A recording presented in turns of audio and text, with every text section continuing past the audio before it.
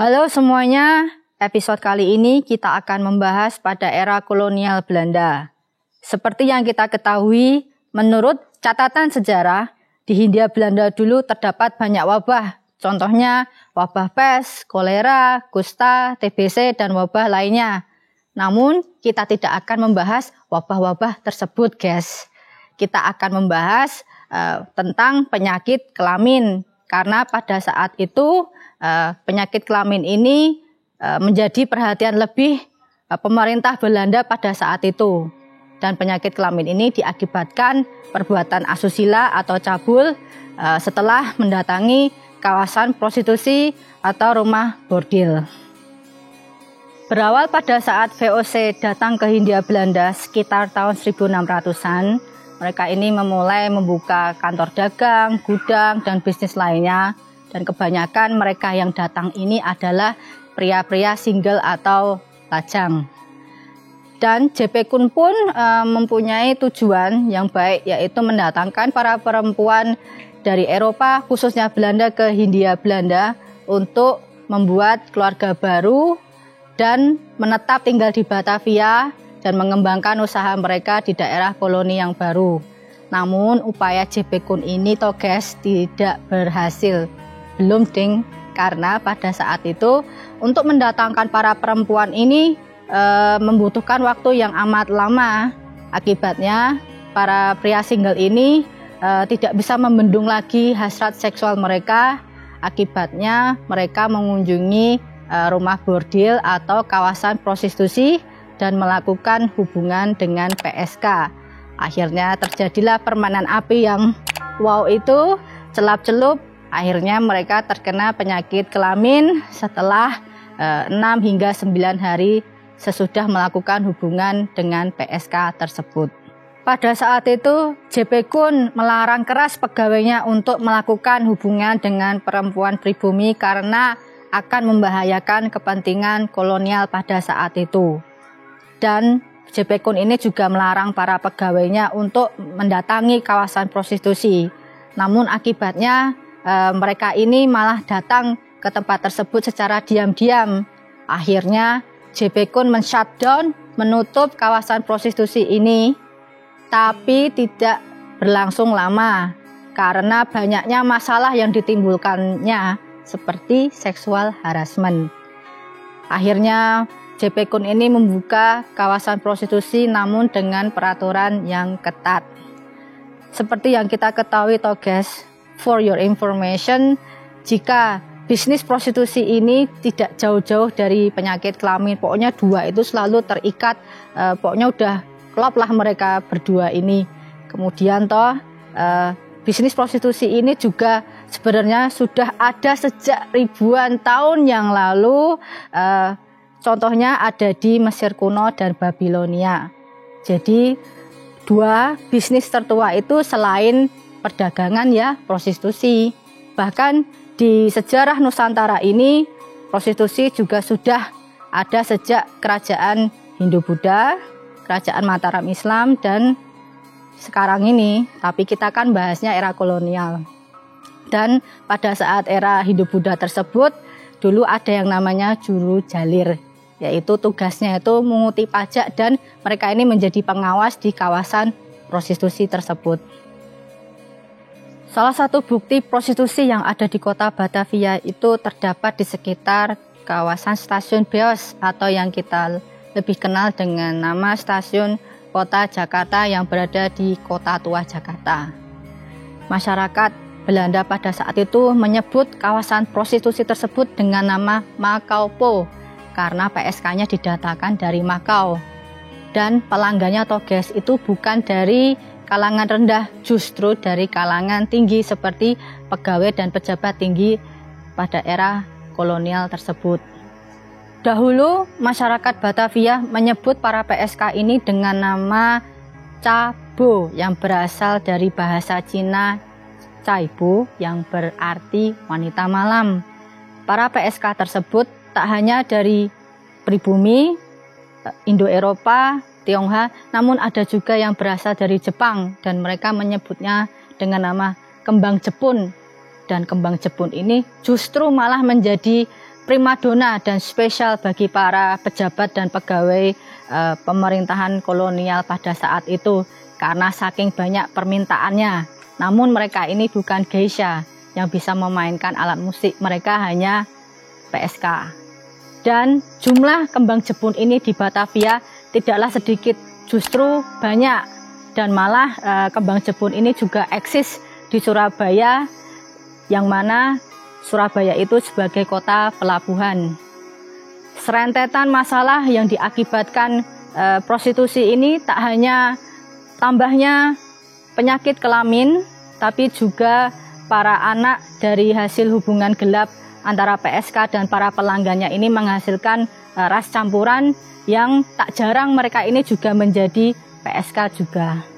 Dan penyakit kelamin ini tak hanya terjadi di kota-kota besar di Hindia Belanda, tapi juga terjadi di tangsi militer akibat perselingkuhan gundik dan di area perkebunan kolonial Belanda.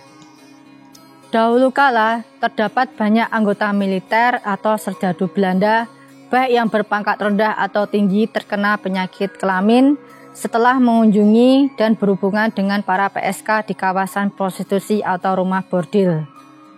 Dulu toh guys, sepertiga dari jumlah tentara Belanda di Hindia Belanda terkena penyakit. Jumlahnya sungguh besar. Sementara itu, rumah sakit dan medis sangatlah terbatas. Akibatnya, korban banyak berjatuhan dan meninggal dunia karena penyakit kelamin. Serdadu Belanda yang gajinya rendah itu hanya bisa menyewa PSK dan mereka menghargai PSK tersebut setengah gulden dan biasanya akan diberi bonus 25 sen. Sedangkan serdadu Belanda yang gajinya tinggi biasanya akan memelihara gundik. Namun berganti-ganti gundik ini juga menyebabkan penyakit kelamin karena saking banyaknya tentara Belanda dan jumlah gundik ini sangat sedikit sekali dan mereka berhubungan secara berganti-gantian, terkenalah mereka penyakit kelamin. Biasanya serdadu Belanda yang sudah terkena penyakit kelamin ini akan terkapar di rumah sakit. Gejalanya begitu mengerikan, sekujur tubuhnya terdapat bisul dan luka-luka itu berbau dan bernanah. Paling parah penyakit kelamin ini merusak syaraf, mata, liver, persendian tulang, ada pula yang mati rasa dan lumpuh. Penyakit kelamin ini juga mendapat banyak julukan seperti penyakit cabul, penyakit hina, penyakit rakyat, dan raja singa. Zaman dahulu, serdadu Belanda ini banyak yang stres karena tak kunjung sembuh dan berujung kematian. Dan banyak juga yang pensiun dini karena tidak fit setelah terkena penyakit kelamin.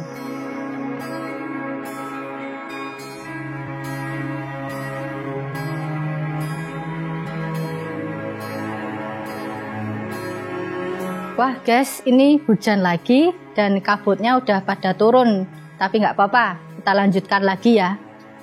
Jadi dulu itu pemerintah kolonial Belanda itu percaya jika pertambahan penyakit kelamin ini adanya kawasan prostitusi yang marak banget di Hindia Belanda. Oleh karena itu, pemerintah ini mempunyai peraturan yang sangat ketat dan keras untuk mengawasi para PSK. Para PSK tersebut diawasi dan diperiksa oleh dokter atas perintah pemerintah kolonial Belanda pada saat itu, terutama di 3 kota besar di Hindia Belanda, yaitu Batavia, Semarang, dan Surabaya. Mengapa? Karena di 3 kota tersebut penyakit kelamin ini cukup tinggi. Beberapa tahun kemudian, guys, peraturan yang ketat ini juga diberlakukan di kota-kota lainnya seperti Banten, Bandung, Banyumas, Madiun, Yogyakarta, Magelang, Cirebon, dan kota lainnya. Semua PSK itu harus didata nama, alamat, siapa yang memeriksa, tanggal pemeriksaan, dan jabatan yang memeriksa. Dokter-dokter kala itu harus memastikan benar-benar di mana para PSK tersebut tinggal. Jika PSK tersebut sudah terbukti terkena penyakit sifilis, maka mereka akan dikasih tanda pada kartu identitas mereka. Dokter-dokter tersebut juga akan mengunjungi mereka seminggu sekali bagi para PSK yang tinggal di pinggiran kota dan 2 minggu sekali yang tinggal di desa. Para PSK tersebut tidak mempunyai kebebasan karena sungguh ketat-ketat sekali peraturannya. Contohnya, mereka tidak boleh berpindah ke tempat prostitusi lain atau rumah bordil yang lain. Jadi harus di situ terus. Kemudian jika mereka ingin berhenti menjadi PSK atau menjadi bebas, itu mereka harus benar-benar berhenti sesuai kemauan mereka, menikah atau meninggal. Anggaran yang digelontorkan pemerintah saat itu pun tak tanggung-tanggung, dari 20.000 gulden pada tahun 1857 hingga terakhir 142.000 gulden pada tahun 1899.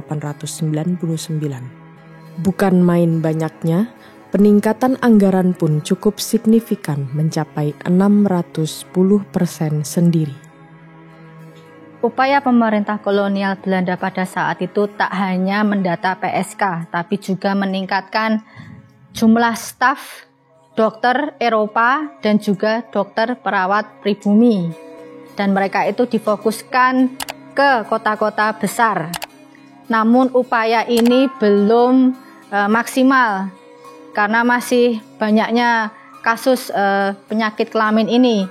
Oleh karena itu, pemerintah kolonial Belanda pada saat itu membangun rumah sakit khusus, yaitu untuk merawat penderita penyakit kelamin, seperti yang ada di Surabaya.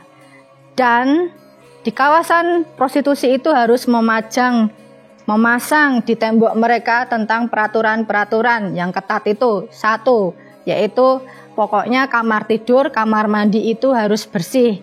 Di kamar mandi itu harus ada sabun dan handuk. Dan setelah selesai berhubungan seksual dengan para PSK, wajib membasuh alat kelamin dengan sabun sampai bersih.